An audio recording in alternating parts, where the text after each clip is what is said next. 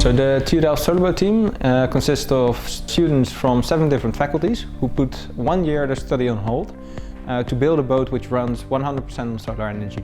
And what's amazing is of course the drive that's in the team, but what's especially astonishing is the way they work together.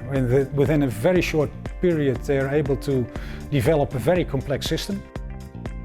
So of course we cannot build this boat by ourselves. We need the knowledge and the help of our partners to really guide us through this process to become the best team and build the best boat we have.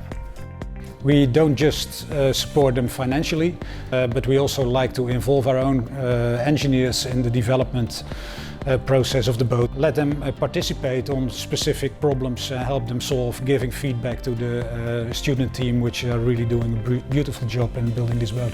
So the reason why we build a solar boat is to inspire the maritime world and show the rest of the world what the possibilities are with renewable energies.